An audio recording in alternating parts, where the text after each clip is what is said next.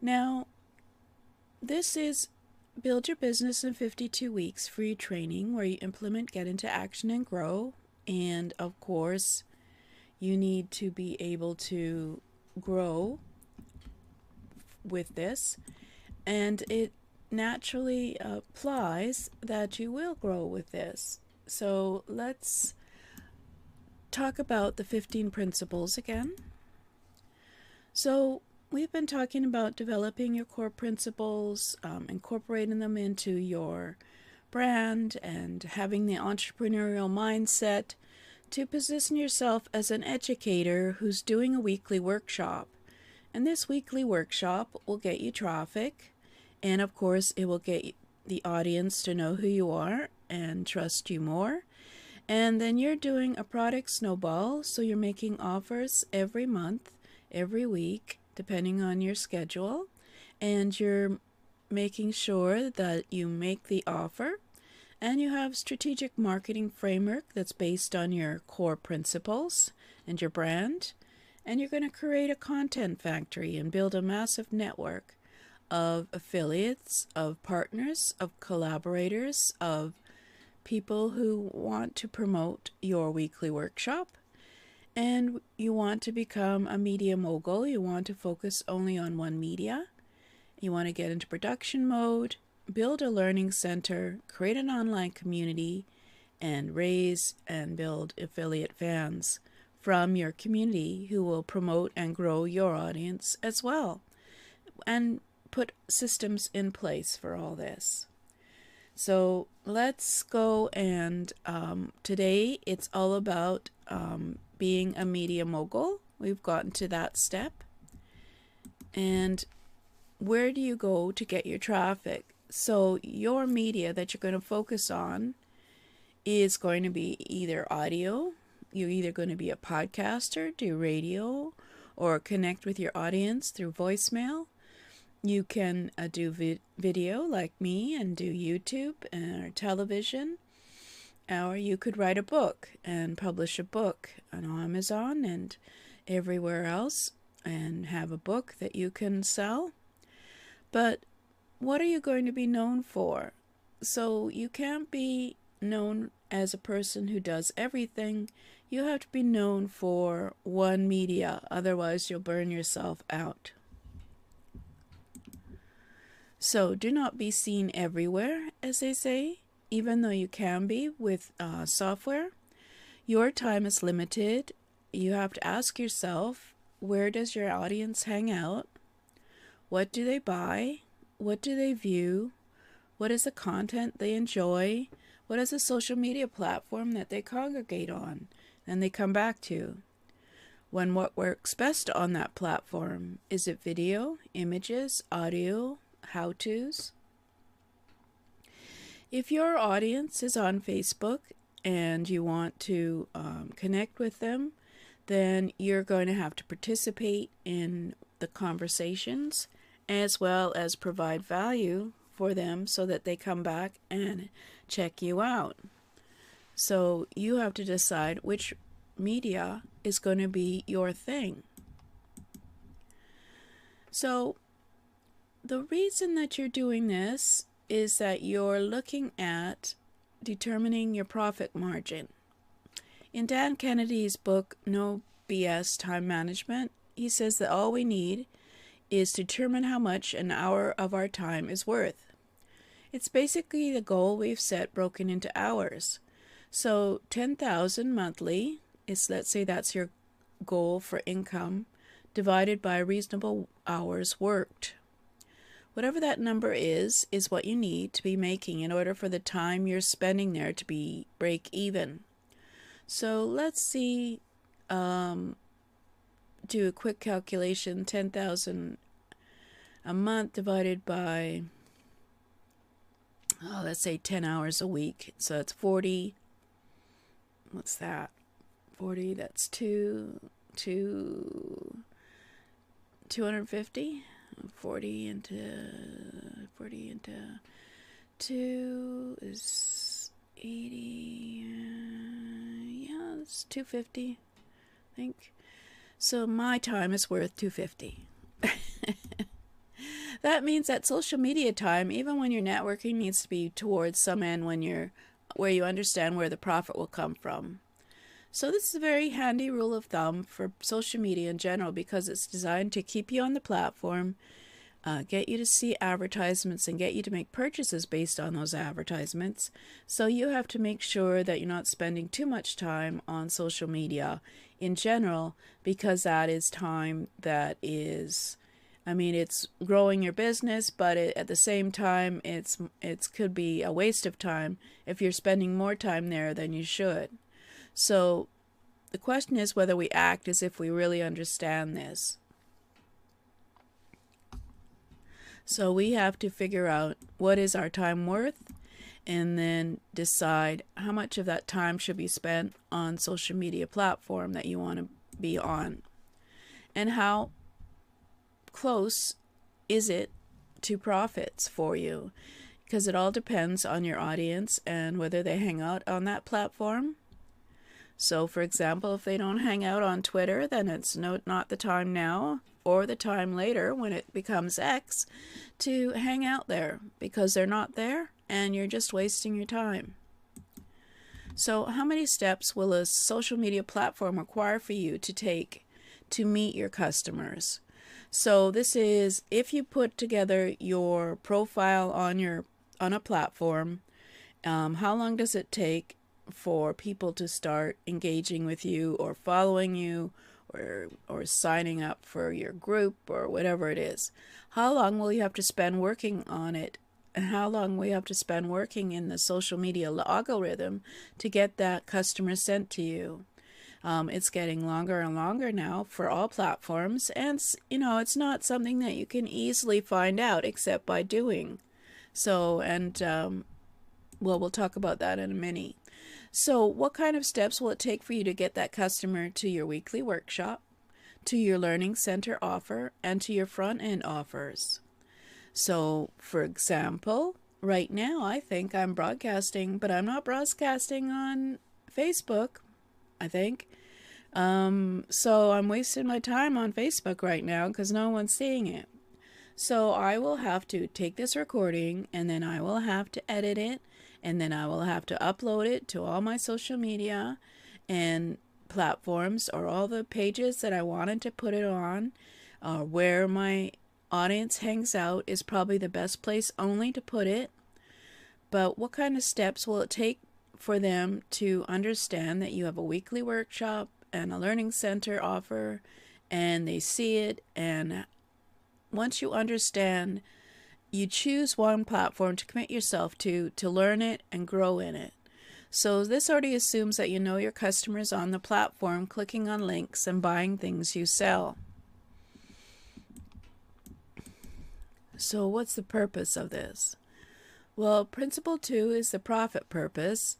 What role is the social media network going to play in getting people who want your products? Will the social media platform just be for branding? Will you be able to market on it? Will you be able to sell on it? Will you have to do paid advertising on it only because they restrict your visibility?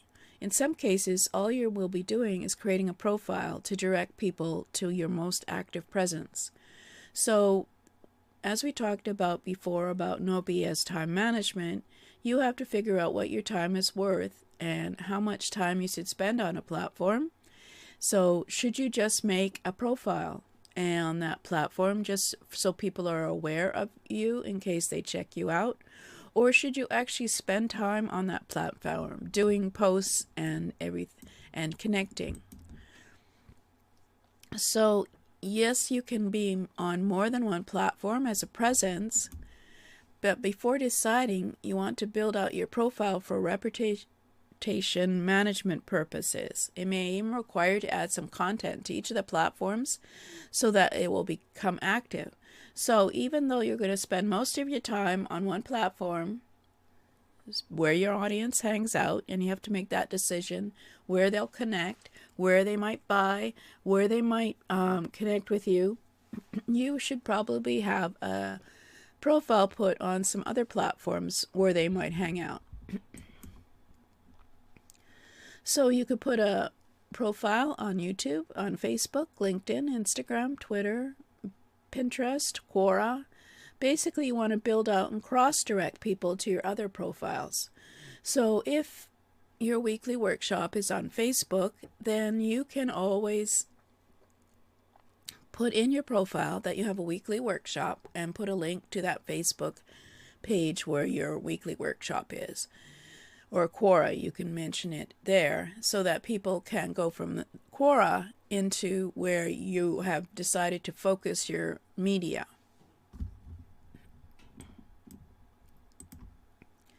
And platform. There's no magic to choosing a platform, but you'll need to commit to one to get traffic and others to have a presence and a profile. And you put yourself on other platforms just to have a presence and a profile. Well, it doesn't mean that you can't cross-post. It will be best for you to commit to one platform and to learn about it and to get traffic from it. So I have a Facebook group on Facebook, obviously, about stepping in front of a camera, and that I put it there because that's where a lot of new people come and to figure out the internet, and I wanted to share my thoughts on stepping in front of the camera. Excuse me.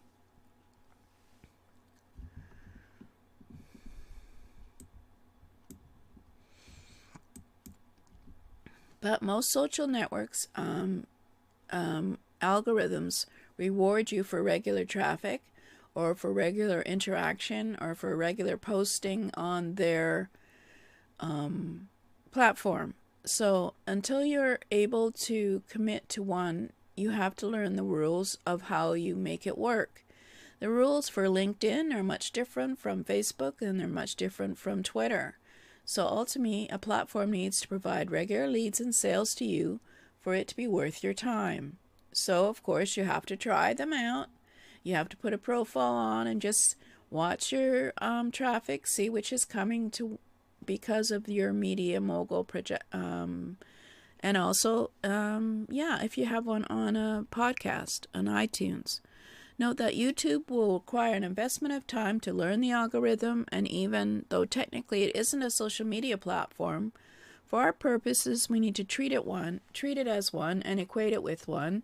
And there are different rules for YouTube on terms of getting people to find you, getting people to come and connect with you, join you, etc. As a follower or whatever, a subscriber, than one for Facebook. So you have to learn these rules, unfortunately, because they're not spelled out. So proactivity for this is you need to try to fast track your success on a platform. So Russell Brunson suggests you do some reading on the origin and goals of the platform, which might require you reading outside of the history, some of the history of the internet. It will certainly require that you understand third-party measurements of your chosen platform. As you begin to do this reading, you will need to find a coach or training that will help you with fundamental steps to success in finding customers on that platform. And be very aware that these platforms change over time very quickly, and what happened 2 years ago may not work now, so you should make sure that your training or your coach is up to date on what you need to do. So you need to be clear on your goal for that platform and be open only to that particular way of using methods to make the most of the platform. So if you decide to be a video media mogul, then you need to focus, let's say, on YouTube, or you could focus on doing lives on Facebook. And you have to learn all the ins and outs on how to do a successful YouTube video or successful Facebook Live video, etc. And the only way to do that is from other people who have had success. So you do need to find yourself some coaching. So the principles: when you're attempting to find a coach or training method, try to stay away from loopholes and tactics. You want ways of being able to think through how to add on the training to your business activity. You want to find training that doesn't rely too heavy on new software. And if possible, find training that will help you leverage the platform with unique elements of your business, like your weekly workshop or your learning center.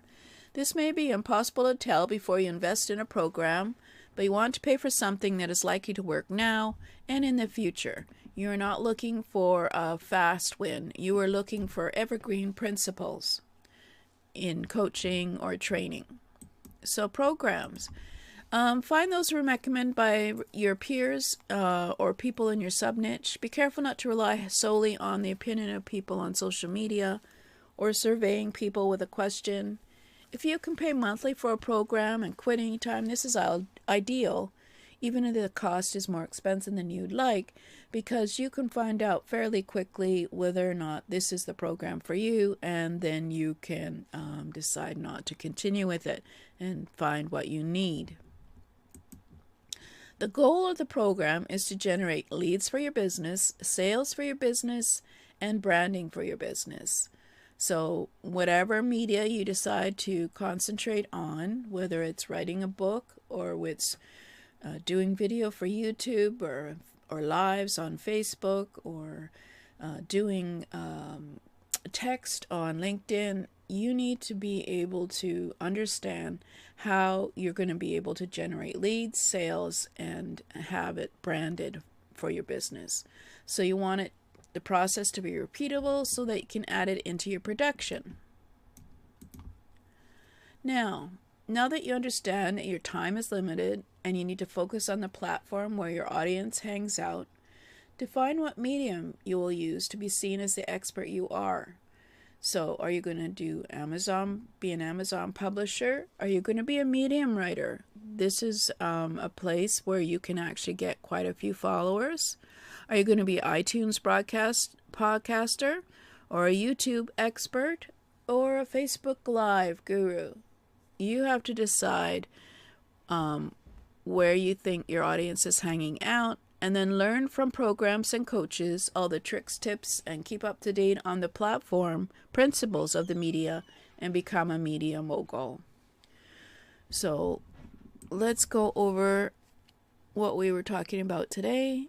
And obviously, we have been talking about developing your core values, your mindset, your brand, positioning yourself as an educator, do a weekly workshop, build a product snowball, develop a strategic marketing, create a content factory, build a massive network, become a media mogul, get into production mode, build a learning center, create an online community, and raise and build an affiliate fans and put systems in place. And next time it will be production mode. And if you want to join for free training, you can go to http://jgtips.com/byb free, or come to the Facebook group at Implement Club.